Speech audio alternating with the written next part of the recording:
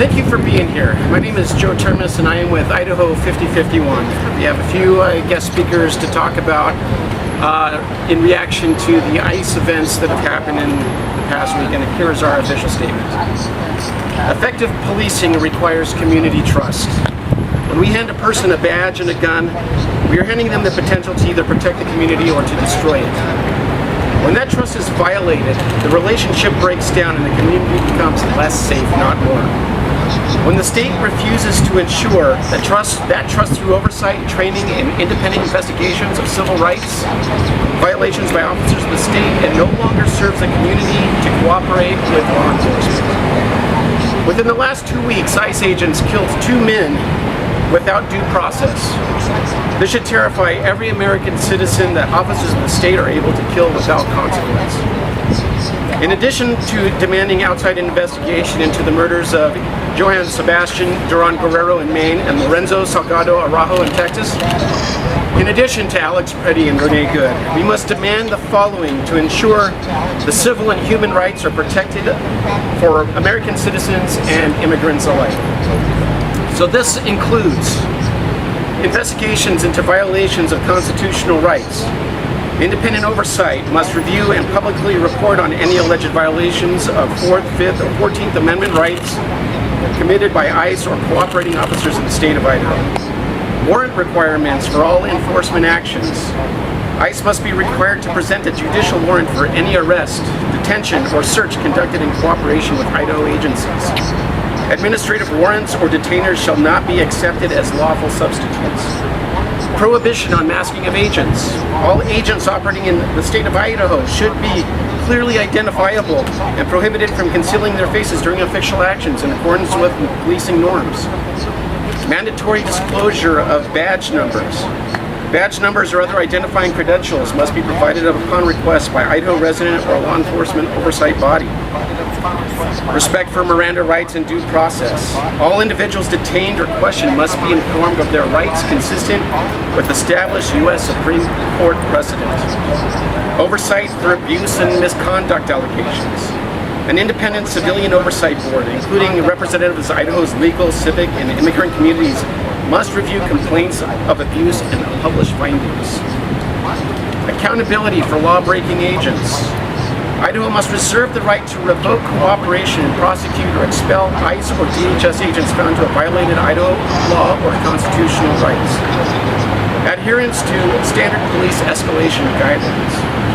Use of force and engagement protocols must align with Idaho's own standards for policing, de-escalation, and public safety. Idaho State Patrol, law enforcement officers, county sheriffs, and city officers, they are sworn to uphold the Constitution. We as a people cannot, in good conscience, continue to empower or enable federal agencies that routinely operate outside of those bounds. Cooperation without accountability erodes public trust, endangers our communities, and places our state at legal and moral risk.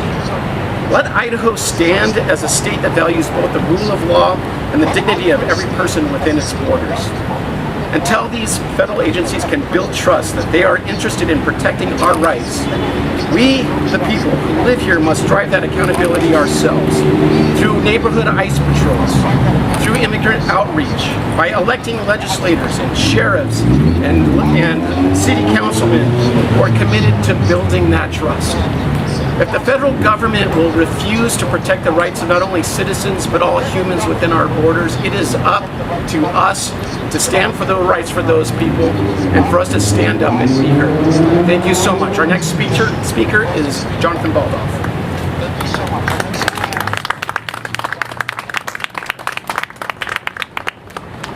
Good afternoon, folks. Thank you for being here. I appreciate your attendance. My name is Jonathan Baldauf. I'm the political lead for Idaho50501. And I'm tired. I am so very tired. I am tired of our government being focused on grievance and being focused on chaos and not being focused on common sense solutions for the average American and for the average Idahoan, and I'm calling for change. ICE has been routinely detaining citizens, murdering people on the streets, and it's sexually assaulting folks in their care. That is unacceptable. That is un-American. On Father's Day, a protester was run over by a private contractor in New Jersey. Thankfully, she survived. And in fact, she was able to protest the next week. But the fact that she was run over with little to no consequences is absurd. On July 7th, Mr. Salgado Araujo was killed. He was killed not because he was being detained by ICE or had an ICE warrant, but because he resembled an ICE target. Worse, there is no on-body video, so no objective evidence of that event. That is unacceptable. And this week, at the airport in Las Vegas, an innocent person was basically kidnapped. He was tackled and handcuffed by two masked, unidentified men. TSA believed that this person who was detaining them was law enforcement and stood by and observed. A crowd formed. When the crowd started filming this event, the two folks who tackled this person fled. They left a set of handcuffs on the person and ran away. Leaves us logically with two options. Option one, this is the most inept set of law enforcement officers we've seen in quite some time. Or option two, we have bad actors in our midst who are taking advantage of holes in our systems. Holes in our systems that allow masked, unidentified men to detain people and kidnap them. Again, this is unacceptable. We live in a free country. A free country has requirements for its law enforcement, and those requirements are sacrosanct. If you're going to be the good guy, you better act like the good guy. I have heard the excuse that ICE needs to be protected. They need to be safe. And I'm sorry, but if you're in law enforcement, that is a calling. There are risks to that job. It's an honorable job, and there are risks to it. But if you're going to be the good guy, you better well expect to be held accountable. And that's what I'm calling on our elected leaders to do. For the last several decades, long before I was born, the legislative branch has withered. That needs to stop. That withering has resulted in executive overreach, and the ICE overreach and overreaction is just a symptom of that issue. So I'm calling on our Idaho congressmen and senators to do their jobs. There are three parts in this event for doing their jobs. Number one is to meet with your constituents. Our representatives are responsible to the people. They are not responsible to moneyed interests. There are candidates who are ready to replace you if you cannot do your job, and I would ask that you continue to do what you need to do to be elected. And if you don't, I'm going to support those folks who will. Second, there needs to be an equitable immigration policy in this country. We already know that Representative Simpson is arguing that we should have more flexibility when it comes to work visas with the dairies. He understands that we're going to have people who are coming here to work. That's appropriate, and frankly, it's necessary. Idahoans and Americans are not filling those jobs. But we need to make sure we do that in a fair way. We need protection for the people who are coming here to work, and we need to make sure that those people are properly documented so they're not being tackled by random people off of the street. And finally, we need accountability for ICE. It is unacceptable that well-funded law enforcement on the federal side is less accountable than the average police officer. The average police officer is not wearing a mask. The average police officer has a badge. And the average police officer has on-body video with them. It's demanded by our society to keep not only the average Joe safe, but to keep those law enforcement officers safe. If we don't have those specific protections, we are failing. It also demands that those allegations of rape or other sexual abuse in ICE facilities need to be openly and honestly investigated. Not by some contractor, not allowing those folks to investigate themselves, but ensuring that we have thorough investigations to come to the truth. Because if someone is being sexually assaulted, murdered, or otherwise harmed in our facilities, that is on us, and it needs to stop. So I'd ask the citizens of this great state and the citizens of this nation to hold our leaders accountable, to stop focusing on grievance and chaos and whining and focus on common sense. Ask to govern in peace, not in chaos. Thank you.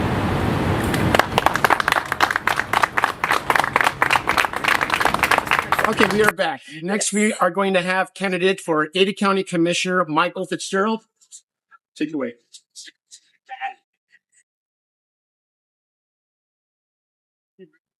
Hey everyone, thank you for coming out here. My name's Michael Fitzgerald, and I feel compelled to speak out on this issue. It's something that is turned from that many people can excuse as a one-time thing, or somebody messed up, or there's one bad apple in the bunch, but we can't judge them all. But it's become a repetitive pattern. We are seeing people that are exercising their First Amendment rights, and they are doing what they're supposed to do under the Constitution, what they're supposed to do as an American, in standing up for what they believe in, and they are being punished and ostracized by the government that we have ahead of us. So, I am asking, when you look at the history books when we were growing up, and you were seeing these huge civil rights events that were happening, and you're wondering, what were my grandparents doing?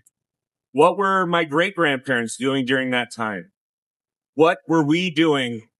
Were we on the side of throwing rocks and bricks at those that were being oppressed? Were we throwing our words and our daggers at these people that not help themselves? Or were we on the side standing as a wall between them and those that would take advantage of them? So now is the time. We are seeing it throughout the country. Now is the time that we need to be standing up for what we believe in, for what is right, for what is American, and standing up against those that are going to take advantage of the people that can't protect themselves. So I ask you, call your legislators. No, I demand, call your legislators. Stand in the streets, stand and do what's right. So then when our kids are older and they're reading about this in the history books, you can look them in the eye and you can tell them, I was there helping those that couldn't help themselves. Thank you so much. Have a great day.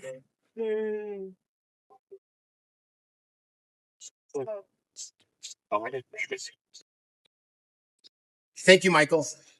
Our next speaker today is going to be Kaylee Peterson, running for District 1 for U.S. House of Representatives. Thank you, Kaylee, for coming. Today, and this election, Idahoans have an opportunity to decide who we are going to be as a nation. I know when I send my children to school and they say the Pledge of Allegiance, they talk about liberty and justice for all. And yet when we watch a young father, a 20-year-old father's lifeless body being dragged out into the street, people decide on his guilt or innocence based on a political party. But truth and liberty and justice are not political issues. And the people in this state and the people in this country deserve leaders who are willing to demand the truth. And the truth is that our congressional delegation and those in power would like this to be a black and white issue. You are either for what is happening and the more than 60 deaths that have occurred in ICE detention, or you are for open borders and violent criminals. Here's the truth. Liberty and justice demands that whether a violent criminal is a masked federal agent or an undocumented immigrant, that our government treat them the same. The truth is that we all have the same constitutional rights and privileges, and that it is our elected officials' sworn job to defend us. I look at the faces behind me today. These are not terrorists. These are not enemies of the state. These are everyday people who cared enough about immigration, about our migrant workers, about people who give up their lives and families to come here for the American dream. That same American dream that meant liberty and justice for all. And each one of those gave their lives to masked federal agents.